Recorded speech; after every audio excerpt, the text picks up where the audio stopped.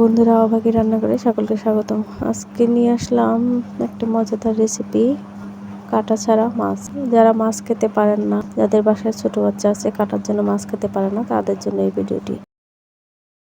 তো আমি আগে কাঁঠাল বীজ কাঁচা কাঁঠাল নিয়েছি, এগুলো এইভাবে কেটে সেদ্ধ করে নিয়েছি। এবার হাত দিয়ে এগুলোকে ম্যাশ করে নেব, ভালোভাবে ম্যাশ করতে হবে। তো এখানে দিয়ে দিলাম পেঁয়াজ কুচি, মরিচ কুচি, রসুন কুচি। এরপর দিয়ে দিব বাটা মশলা। আমি এখানে আদা বাটা, পেঁয়াজ বাটা, মরিচ বাটা আর রসুন বাটা নিয়েছি। দিয়ে দিলাম স্বাদ মতো লবণ, 1 চামচ হলুদ, 1 চামচ মরিচের গুঁড়া, 1 চামচ গরম মশলা গুঁড়া, 1 চামচ ধনিয়া গুঁড়া। এবার এগুলোকে ভালোভাবে মিক্স করে নিতে হবে। এর ভিতরে দিয়ে দিলাম 1 কাপ ময়দা।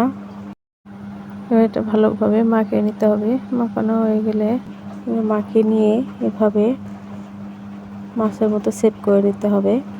একটা আঙুলের সাহায্যে ভিতরটা এভাবে দিতে হবে। দেখুন কেমন মাছের মতো লাগতেছে না? এবার আমি এটা তেলে ভেজে নেব। আমি পরে তেল দিয়েছি, তেলের পরিমাণটা বেশি দিতে হবে।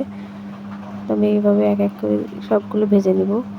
একটা ছাঁকনির সাহায্যে এটা উল্টিয়ে দিব। এপিট ওপিট করে লাল লাল করে ভেজে নেব।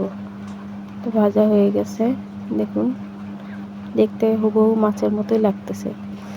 তো আমি এখানে কড়াইয়ে পরিমাণ মতো তেল দিয়ে দিলাম, 2টা তেজপাতা দিয়ে দিলাম, পেঁয়াজ কুচি। এবার এগুলো ভালোভাবে নেড়ে চেড়ে নেব। একটু ভাজা ভাজা হয়ে গেলে এর ভিতর দিয়ে দেবো 1 চামচ জিরা ফোড়ন। একটু নেড়ে এর ভিতর দিয়ে দেবো 1 চামচ পেঁয়াজ বাটা, 1 চামচ মরিচ বাটা, 1 চামচ রসুন বাটা ও 1 চামচ আদা বাটা। এরপর দিয়ে দিব স্বাদ মতো লবণ, 1 চামচ ধনিয়া গুঁড়া, 1 চামচ গরম মশলা গুঁড়া আর এখানে দিয়ে দিব 1 চামচ হলুদ গুঁড়া আর 1 চামচ শুকনো লঙ্কার গুঁড়া। এবার এখানে সামান্য পরিমাণ জল দিয়ে মশলাটা ভালোভাবে নেড়ে চেড়ে কষিয়ে নেব। মশলাটা কষানো হয়ে গেলে এখানে আবারও পরিমাণ মতো জল দিয়ে দিব। এবার নেড়ে চেড়ে ঝোলটা যখন ঘন হয়ে আসবে, এই সময় দিয়ে দেব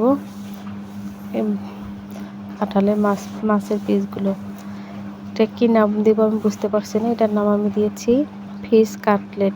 এবার ঝোলটা ফুটে উঠলে গরম মশলা দিয়ে এটা নামিয়ে নেব।